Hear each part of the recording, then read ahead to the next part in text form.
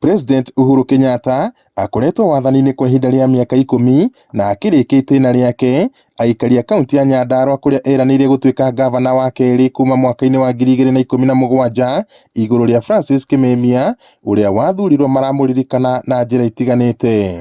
Mwandĩki mũnene wa kĩama kĩa Jubilee ũrĩa ũrarĩ mũmbunge wa Ndaragwa Jeremiah Kioni hamwe na atongoria angĩ maugĩte President Uhuru Kenyatta nĩ arahotire kũiguithania bũrũri, ũndũ ũrĩa ũramũhotithia gũkinyanĩria tabarĩra cia ũkũria na ũthii wa na mbere.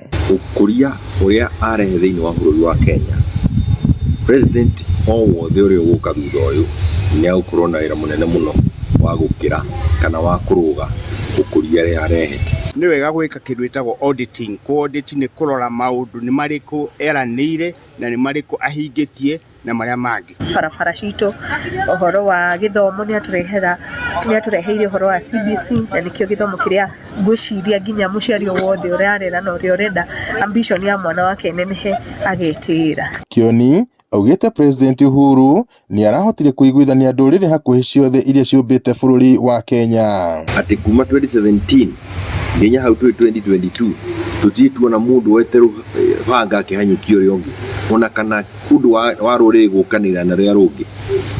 Macio nĩ maũndũ ũtangĩhota kũiga thutha wa kĩndũ kĩngĩ kĩrĩkũ kana kĩrĩkũ. Ũngĩrora kago nĩ maũndũ ma ũkũria barabara, mathukuru, mbeca iria irathiĩ matũũra-inĩ, maũndũ macio mothe nĩ maũndũ tũgacoka gũikaraga thutha twĩyũragie no Uhuru ũrĩa twarumaga. Arauga tabarĩra cia ũkũria nĩ igũtũma President Uhuru akaririkanagwo nĩ njiarwa nyingĩ, aikari matiganĩte makĩnyita mbaru mĩario yake amu waki wa barabara nĩ ũkũmahotithia gũtwarithia mawĩra mao na mbere. Bara ĩno nĩtwatwĩrĩte twĩrĩirwo na rĩu ũtorĩa mũrakĩona nĩ wendo nĩ thondeke. Ũguo kĩu nĩ kĩndũ kĩmwe kĩa maũndũ marĩa niĩ ingekenera. Alijaribu kuunganisha Wakenya kwa kitu kimoja kwa misingi ya kikabila, akatuletea maendeleo kadha wa kadha. Thitima igakinya mĩciĩ gwitũ, tukona barabara njega, thirikari yake nayo ĩgatũteithia, tukona mawĩra, barabara igĩakwo, thitima igĩkĩrwo, tukaheo wĩra wa kwenja marima. No ona gũkĩrĩ ũguo, kũrĩ na amwe ao marĩ na mawoni ngũrani makiuga kũrĩ na maũndũ maingĩ President Uhuru eranĩire na ndanakinyanĩria. Nĩ twerirwo ũhoro wa Pace Dam na Marewa Dam, no rĩu ũngĩthiĩ ground handũ hawati na kĩndũ kĩrĩ. Kioni ongereire atĩ wathani wa President Kenyatta ũrĩ na ngũrani nene na President anahau kabere amu nĩ arahotaga kũrũgama na mũrũgamo wake kĩũmbe o ũndũ ũmwe na kũiguithania na Akenya ikĩro itiganĩte. Na ndangĩrendire mũndũ ũreciria ũrĩa akũiya indo cia mũingĩ amũkuhĩrĩirie, na kĩu nĩkĩo kĩndũ kĩrĩa kĩnene mũno gĩatũmire morano na deputy wake. Mheshimiwa Uhuru Kenyatta ni mtu mcheshi, alikuwa akifika kwenye sehemu za watu hivi, yani ni mtu mwenye anaongea na watu vizuri.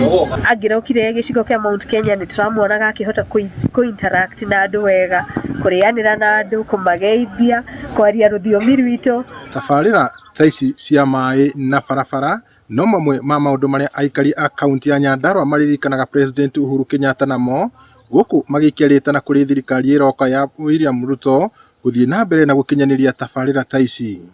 Ngiribotera Inooro TV kuma Olkarau kaunti-inĩ ya Nyandarua, njĩtagwo Peter Mwangi.